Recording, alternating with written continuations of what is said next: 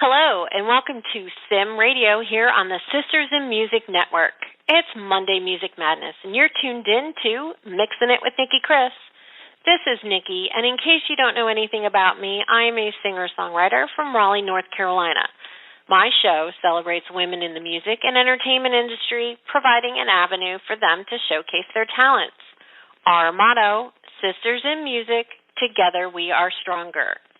My guest today is a singer-songwriter originally from Chicagoland who splits her time between playing with her band in northern Illinois and southern Wisconsin and Nashville, Tennessee, where she performs as a solo songwriter.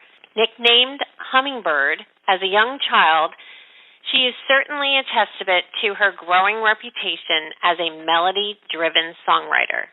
It's a great thrill to have her on my show. Please welcome Mackenzie O'Brien. Welcome to Mixin' It, Mackenzie. Thank you so much for joining me today. How are you? I'm doing wonderful, Nicki. Thank you so much for having me. I'm so excited to be here. That's awesome. Let's kick things off with a little background about yourself. Can you tell us how you got your start in music and when you knew you wanted to pursue music as a career? That's a very good question. I would say I got my start in music right after I graduated high school, and I started performing at open mics locally in the area, and I was so nervous that as soon as I started that really gave me the confidence to really pursue it as a career. And I got to be able to be seen by other people who wanted me to play at their coffee shop or their restaurant. So that's how I really got my start. And as far as always wanting to be in music, I would say forever. I can't even picture a time when I didn't want to go into it. I think a lot of us are like that. I've noticed that a lot of artists that I talk to, including myself, it's one of those things that you started very, very young and you always knew that was your calling, so to speak, or where your true passion was and your true heart was. So I can certainly relate to that. I know. Yeah. Yeah. I mean, it's just one of those things that you kind of are like, yeah, this is definitely what I want to do for the rest of my life. It's a feeling that you get. Yeah, definitely. I probably suppressed it for a long time, too, because I'm growing up wanting to go into music. It's not really a normal thing. People want you to go to college, have traditional career, and I thought that's what I had to do for a while, but then I realized I will regret it for the rest of my life if I don't actually try it. And that's a great philosophy to have, and I envy that you were able to do that. I took the more traditional route for quite some time and did the college and the day job thing, so I definitely envy taking the challenge or being strong enough to say, you know what, this isn't for me, and I want to do music. So kudos to you. Yeah, and there's nothing wrong with the traditional job route either. It's just I don't think I could ever do that well. I wasn't very good at school. I felt like part of me had no choice. I'm well, I'm not really good at anything else, so I'll give this a try too. Oh, but it's great. It's awesome. And I think you definitely made the right decision based upon the music that I have listened to and some of the things that I've read up about you. So I definitely think that you've made the right choice. I'm probably going to touch on a little bit something that might be a little bit sensitive, but I know that you recently became single after being engaged. Was this impacted by your career or split time locations? Because I do know that you do split your time between two different locations. Do you want to tell us a little bit about that? Yeah, I think why I love your radio show so much is that it caters to women and, women wanting to pursue their own passions too and empowering them. And I feel like if you're a woman and you're wanting to pursue this career and you're career driven, it can be really difficult to find somebody to actually back you up on that. And I don't think he's a bad guy at all. He was good to me, but then for a while it felt like he was kind of, trying to suppress my career a little bit, wanting me to get another job. And I just couldn't do that. I couldn't let go of just fully focusing on my career. And it just turned out that we didn't want the same things. I think he wanted another girl who had another job, who could put more, money towards a place or something like that. But I just can't do that right now. All my life is just devoted to music. It's been very hard to find the right person who will back me up on that. It's very interesting because a lot of the things that you're mentioning mimic a little bit some of the challenges that I've had throughout my career. I actually didn't have family support. And it's indicative of the music business is really hard. And you do have to have a passion to keep going, because I do think there's a stigma around being a performing songwriter or doing music full time, whether it be composer for TV and film. One of the reasons why I started doing this podcast is to not only provide an avenue for people to showcase their talents, but to also have the conversation and elevate the conversation of music as a career, and it's very, very hard work, especially if you're just starting out and you're trying to get recognized and trying to build a team around you to support you. In my opinion, you're an entrepreneur. We are all entrepreneurs. We are all running and managing our own business. And if people started and if people started looking at it from that perspective, rather than, oh, you're just a musician, or you're just a singer-songwriter, it's like, no, I'm running a business. Every song and that people gets think created, your life is so fun too all the time. It's hard. It's really hard. It work, is. That's for sure. It is. I'm sorry that you had to go through, what you did with your ex-fiance, but honestly, you're probably better off, right? Because you want to find. I think we're both better off without each other. Yeah. We just didn't want the same things at all. And I think what a lot of people don't realize, too, is that, I gig out every weekend, and that's how I make money. But during the week, I'm also doing other stuff, like I'm writing, I'm having lessons, I practice with my band, or I'm doing photo shoots, vocal lessons. It really is kind of like a full-time job. And, I do have a lot of downtime, but I'm usually doing something, posting on Instagram, writing music. So I think a lot of people don't realize that, too. No, they don't. And that is one of the reasons why not only I started Sisters in Music, is to showcase the amount of work that goes into managing a career, or at least facilitating a career in the music and entertainment industry, because it is a full-time job, and it does take a lot of time, and I don't think people realize that. So, but right. It is what it is, right? Yeah, it is. It is what it is. I mean, I didn't realize it either when I was getting into it, but man, it is. Nothing happens overnight. You gotta be very persistent, and I think that's the key of a lot of people making it this day and age. They've been working at it for some of them over 10 years, 7 years. You just have to work on it for a really long time. You do, definitely. Well, we'll get into your songwriting in a little bit, because I do definitely want to talk about that. But I wanted to ask you what it's like to write and record with some of the top established writers in places such as Nashville and Texas. Writing with somebody is kind of like, a lot of people say this, it's kind of like dating. So you have to meet the person, you have to click with them, and if it works, it works. If it doesn't, well, then you'll just never write with them again. But I have had some really cool opportunities to write with some very established songwriters in Nashville. And one of them was Chris Wallen. I actually won it through contests on Reverb Nation, which I think is really awesome for musicians. Yeah, I mean, you can get so many opportunities, for example, this one. And so I was able to go down to Nashville, and I met with Chris. For those of you who don't know Chris Wallen, he wrote the song Don't Blink by Kenny Chesney. He wrote That's Something to Be Proud of, lots of Toby Keith songs. So I was very terrified. going into this writing session because I don't really have anything under my belt like that at all. And I met him, and he actually ended up being very down-to-earth, just sweet guy, very, country boy. He's from Eastern Tennessee. He's just a good old boy, and I really enjoyed writing with him. And we wrote this really funny song called You're Not Tequila.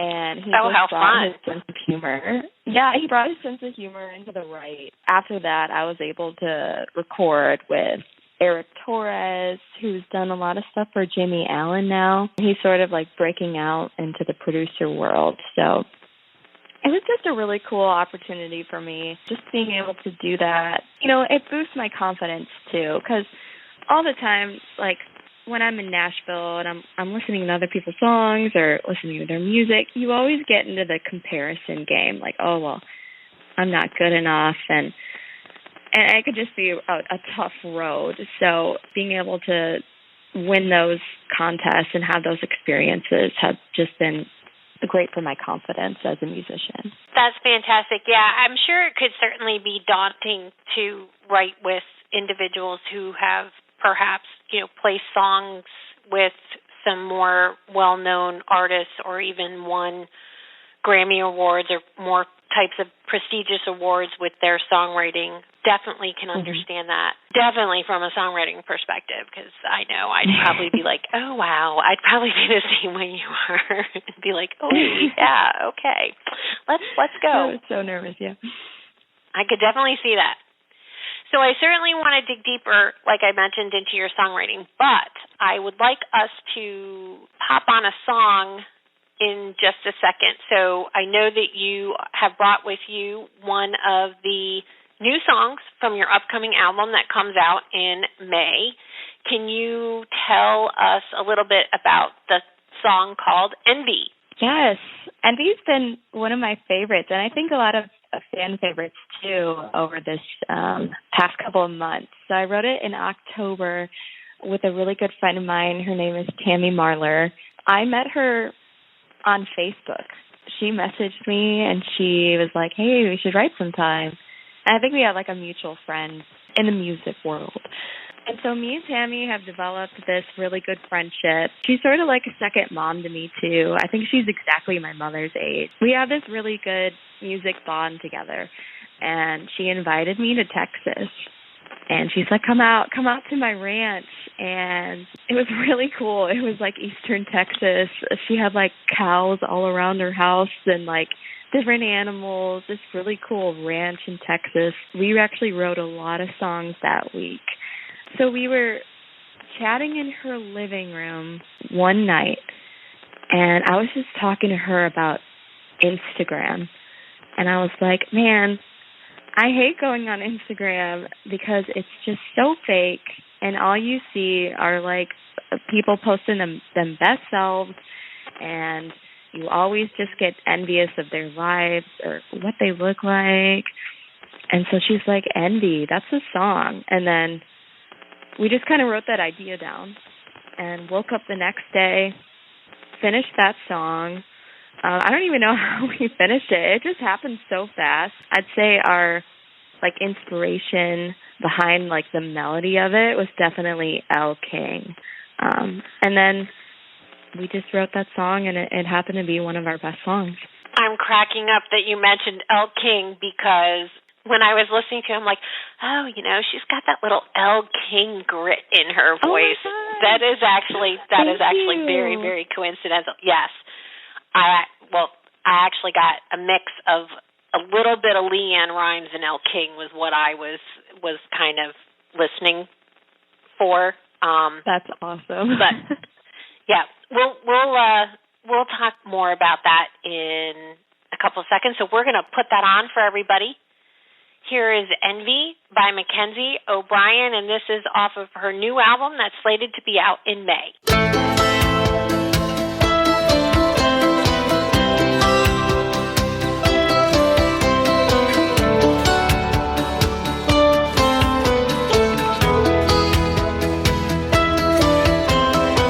You fall asleep as soon as you hit the pillow.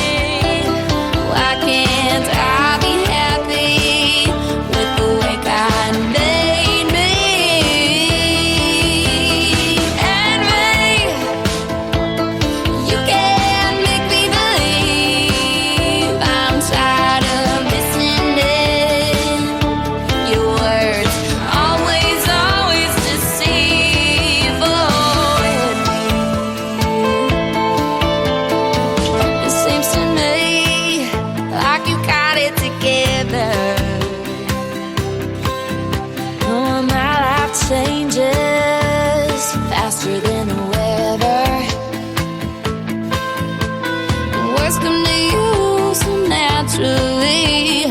You ride shotgun, I take the backseat. I'm tired of looking at your perfect roses. I'm kind of broken and I know it. Envy, I think you're my enemy. Why can't I be happy with the way God made me? Envy, you can't make me believe. I'm tired of listening. Your words always deceive. Oh, in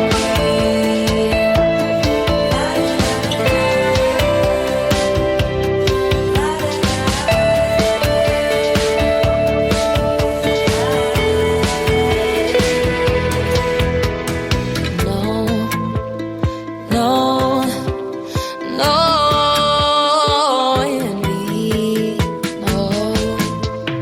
No, you won't get a hold to me. Envy, I think you're my enemy. Why can't I be happy with the way God made me? Envy, you can't make me believe. I'm tired of listening. Your words always deceive. Oh, envy. Okay, we are back. So, like I mentioned before we played that song, one of the things that really surprised me about your voice is your tone. It's the subtle grit, and it's actually one of my favorite attributes that I listen for, and one of the reasons why I was drawn to your music, because it was even in the song that you submitted to me on Reverb Nation. I have the same type of grit in my voice too, and I know that a lot of people, it's very, very difficult to obtain that blend. And a lot of times, even with vocal instruction, at least I know some of the things that I've been through, some of my vocal teachers were always forcing me to get rid of the grit and forcing me to have a more pure tone. And mine has also come out more as I've gotten older. It tends to come out a little bit more, maybe because I'm getting sloppy with pronunciation and sloppy with some of the vocal exercises. But it is one of my favorite attributes because it just sounds so natural. And again, was cracking up because you mentioned Elle King as a little bit of an influence with the song Envy, and I was like, oh my God, she's got a little bit of, Elle King tone, kind of like a blend with Leanne Rimes, and I love the song. I absolutely love it. Thank you. I think that's going to be a hit for you. Oh my gosh, thank you. I hope so. No, speaking of Elle King's grit and having that grit, there are a lot of times too where I'll be in Nashville and I'll listen to somebody else's songs, and a lot of girls down there too. They all have very pure tones, and it's different to have a grit too. And I think that's why it can be helpful too in some ways, where you can get up on stage in front of other singers too, and you'll sound a little different. But what I've learned is that people love it, or they kind of hate it too. So I know I'm not for everybody, but I am proud of my tone and my voice, and sometimes it does sound like I do smoke some cigarettes, but I don't. That's just my natural voice. And I agree with you. Sometimes people like it. That's why music is so subjective. What one person likes, somebody else may not. But right. That's so true. In this day and age, you've got to make yourself stand out. And I actually think that having the ability to do the grit, because not all your songs have it. So having the ability to do it when you want to is actually a very, very great attribute to have. Thank you. Thank you. You're quite welcome. All right, let's get into the juicy stuff, songwriting. Tell us about your songwriting process. I have a lot of different songwriting processes, I'd say. When I'm writing with people, it's different because we're on a mission. So if you book a time with somebody, you're trying to finish the song in like a certain amount of time, usually. But sometimes it happens to where like you'll end a session, get back on a different day. But we usually start with a song title or a song hook, like for example, Cowboy. That's the name of one of my songs. Hey, I have this idea, Cowboy.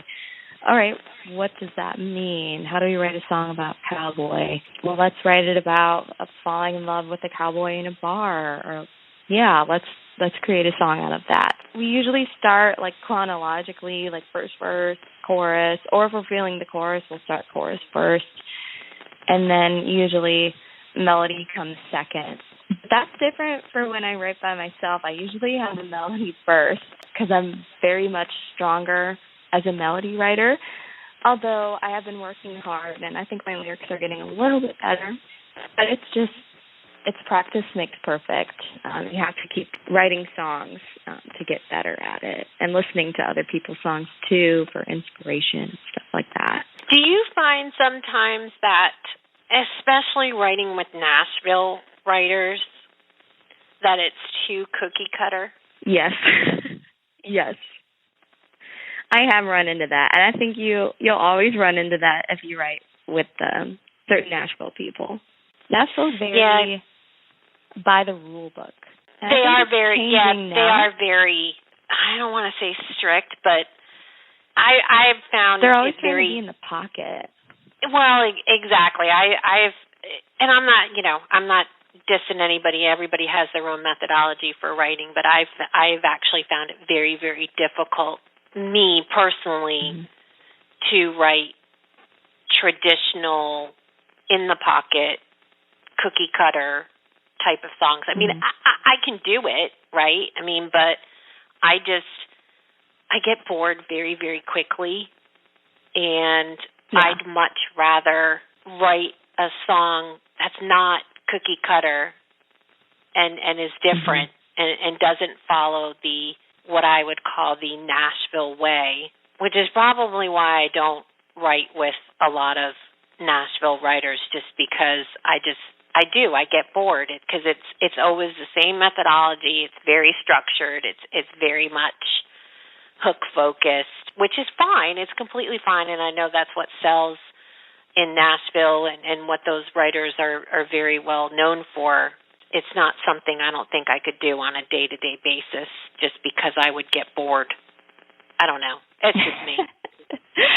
No, I totally understand where you're coming from, and I always run into that too, and it's just kind of frustrating because there are people that I write with sometimes to where we'll just be going over and over the song, just making sure that it's up to par with like Nashville and the Nashville way. But I mean, I'm a firm believer in like music is limitless. I think like just being yourself is the best way too to like get out there and be different. I think it's good to be different. One of my favorite artists, or two artists I would say, are like Casey Musgraves and Miranda Lambert. Casey Musgraves is a different example to where she always does her own thing. And I know when she released Golden Hour, her record label like didn't want to release it because it wasn't the Nashville way. I mean, you listen to that record, it doesn't sound anything like they couldn't play it on the radio. And then Miranda Lambert's a different example to where she does both. So she'll do like very in the pocket commercial songs, but then she'll also have like her own style in there too. And I just appreciate when artists do their own thing. I do too. I actually like both of those artists. I'm a picky country music listener. If you listen to my show, I'm always like going, there's some people I just can't listen to just because it's too monotone. It's very it's very the same. It's almost like every song on the album is exactly the same, just, different. Country music panders so much too. Like trucks and red dirts and all of that same stuff you just hear over and over again. Yep. we need to put some umph into the country music. No, it's all good. I have my favorites. I have my favorite artists that I listen to, and every now and then I listen to somebody new and they surprise me, and I'm like, oh, okay, well maybe I'll start listening to this person. So, yeah, awesome. So this is a good place to take a pause and take a short break from a word from one of our partners in podcasting. This is recording artist Lady Dang. We'll be right back on Mixing It with Nicki Kris here on Sim Radio. Hey, this is Lady Dang, and you're listening to Mixing It with Nicki Kris on the Sim Radio Network. Check out my new single, Wonder Woman, now on Spotify. Sisters in Music, together, we are stronger. And we're back on Mixing It with Nicki Kris on the Sim Radio Network, and my guest, the very talented Mackenzie O'Brien. We were talking about your songwriting process. One of the questions that I ask every songwriter that comes on my show is, do you have any songwriting tips that you would like to share? Yes. Oh my gosh. One of the best things that I learned, and I learned this from a very, very good songwriter. He wrote The House That Built Me. And I said, do you have any tips for me? Because I was just getting into songwriting. He said, yeah, write what you know. And for a while, I was just really confused. But basically, as an individual, you have your own story. You have your own things to tell. You don't have to write about somebody else's life or try to fit in a certain mold that people will want you to have, because you have your own things to say. So I think the best songs are from real life experiences and really digging deep into your heart. And also listen to other music too. That's usually where I get inspired, is if I hear something really cool, it'll inspire me to write a song similar to that. I mean, be careful of copyrights too. Can't make it too similar, but that'd be my best advice. Great advice. And I'm a big proponent of the write what you know philosophy, and also listening to other music. There's a couple of bands that I actually listen to quite frequently to get music inspiration. And I do I like to tell people too to pick a song that you like, or a song that potentially may have inspired you, and write a response to it. That's one of the things I love that. Yeah, I actually do that quite a bit. I've done that. There's one particular band that I actually like very, very much, and I've used a lot of their songs for inspiration in terms of, well, I like this song, let me write a response to it. And you kind of look at it, this is how I'm interpreting the song, and this is my response to that particular interpretation, and it opens things up as well. So it's great to hear somebody else use other songs as inspiration. But yes, agree, got to watch the copyright infringement. Definitely need to be careful. Yeah. Well, it is kind of tough, too, because there's only so many notes and chord progressions that you can come up with. So after a while, it starts to become a little bit challenging to make sure that songs are as much different as you can possibly make them. A little bit. Yes. Yep. I think songs inspire us all the time, so if we're always inspired by different songs, it's hard to make them different enough. Yes. I definitely agree. And you know what? But that's one of the reasons, and a good argument for not keeping things cookie cutter. Because if you keep things too cookie cutter and too structured, you inevitably potentially come really, really close to those copyright issues. Whereas if your song structure is very different or non-traditional, you end up having a little bit more leeway and opportunity for something different. Exactly, yeah. It's my pedestal conversation. I'm on my soapbox a little bit. Before we get to the second song that you brought with you to share, I know that you've talked about like writing relationships and co-writing and things like that. And I know that you actually have co-written a lot of songs. What is a good writing relationship to you? Somebody who would listen to your ideas and build you up, but also be honest with you. So I'd say like my writing relationship with Tammy, I think we have a really good writing relationship. I think we get each other's style. I think that's very important too. Like if you get each other's artistry, sometimes people don't. Sometimes people just don't get it. And it can just be very frustrating writing with somebody. But she's also very like complimentary too. Like I'd say like when you're building each other up, that always just feels good. And then when they take your ideas seriously, I'd say as a more shy person, I've come into a lot of writes where like people don't take your ideas seriously, and it could just leave you feeling so awful at the end of the write, like, oh my God, I'm so bad. Like, why do I ever do this? But yeah, I'd say that's a good writing relationship. Excellent, and I would definitely agree with you. I think all of us have had good and bad writing situations, and it's one of the reasons why I think a lot of us tend to gravitate towards the individuals that we do know that we have a great relationship with. I know I do that. There's only certain people that right now I'm writing with because I have a great relationship with them, and I think it seems that it's very evident that you do some of the same as well. And, you know, I mean, why wouldn't you? Yeah. Exactly.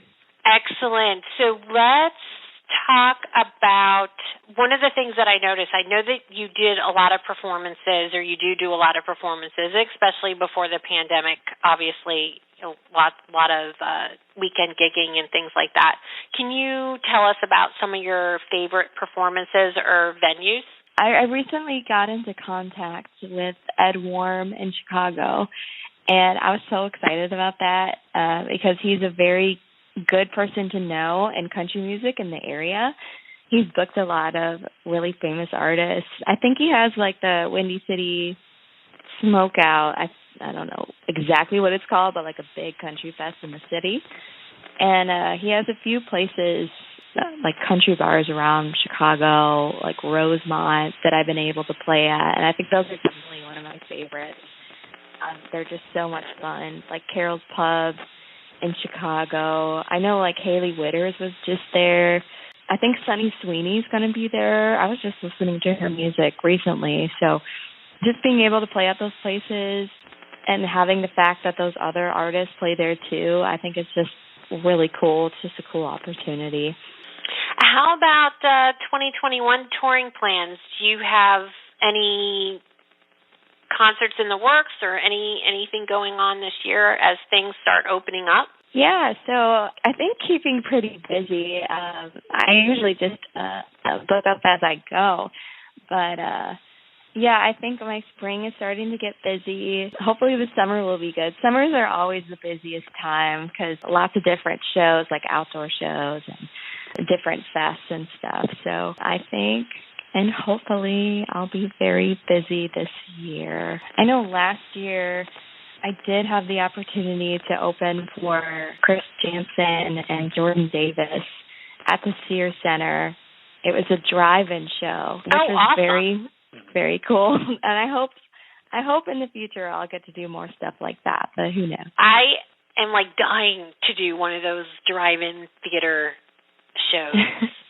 I almost think that they need to make those like, you know, ongoing thing. I know that they started doing them last year because of the pandemic, and I really thought that they were fun and cool, but I'm like, oh man, that would just be like so much fun to do. So it was weird looking in the audience, and you only saw like lights. You didn't see people. You just saw car lights, and you're like, wow.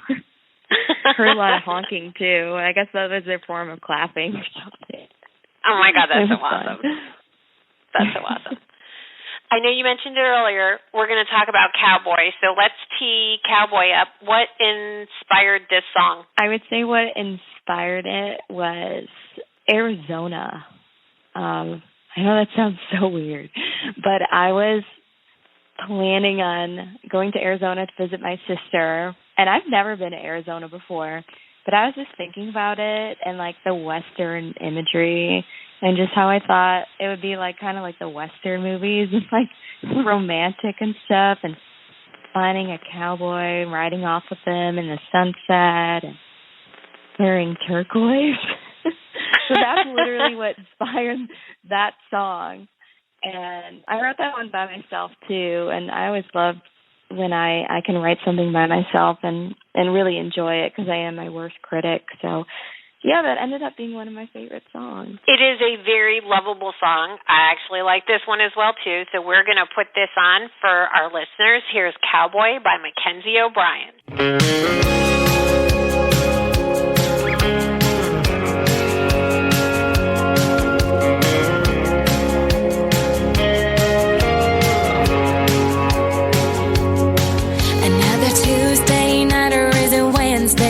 I'm just sitting at the bar with some Jack.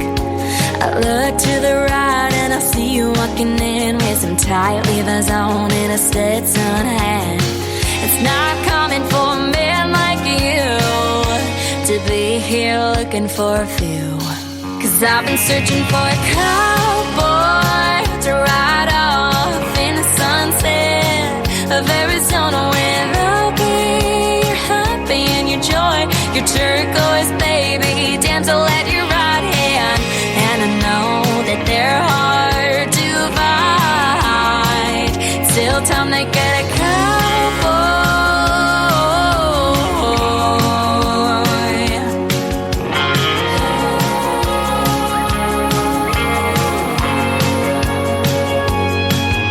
So take me out on a starlit night, but watch the westerns in the back of your truck. Bat my eyes so you put your arms around me and stay the whole night a little too love struck. Maybe it's just the alcohol that's making me fall for a cowboy to ride off in the sunset of Arizona with a beer, happy in your joy. Your turquoise baby, damsel at your right hand. And I know that they're hard to find. Still time to get a cowboy.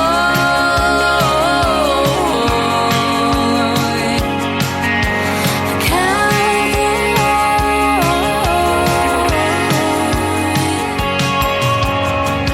Darling, you're one of a kind. And baby, you're stuck in my mind. Some cowboy to ride off in the sunset of Arizona with all beer, happy in your joy. Your turquoise baby, damsel at your right hand. And I know that they're hard to find. Still time to get a cowboy.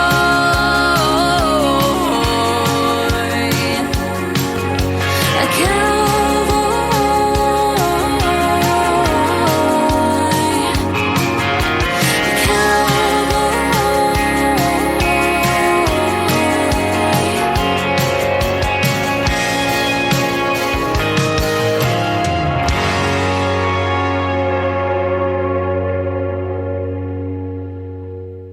And we're back on Mixing It with Nicki Kris. That was Cowboy by Mackenzie O'Brien, and I believe you said that was released last September, so Yes. It's available now on all streaming sites. Is there anything else that you would like to share with our listeners before we sign off? How about where they can find you on social media? So you could find me on my music website, which is www.mackenzieo'brien.com. My name is spelled MacKenzieObrien. I have a Facebook page, Music by Mackenzie, and then my Instagram is my name, Mackenzie O'Brien, with another N. All right. Mackenzie, thank you so much for joining me today. It's really been a pleasure having you on the show, and I'm super excited for your new album that's coming out in May. Envy is a fantastic song, as is Cowboy, and I'm really looking forward to hearing the rest of the album when it's out. Thanks, everyone, for tuning in for Mixing It. On behalf of everyone at Sim Radio, this is Nicki Kris. Until next time, keep on mixing it.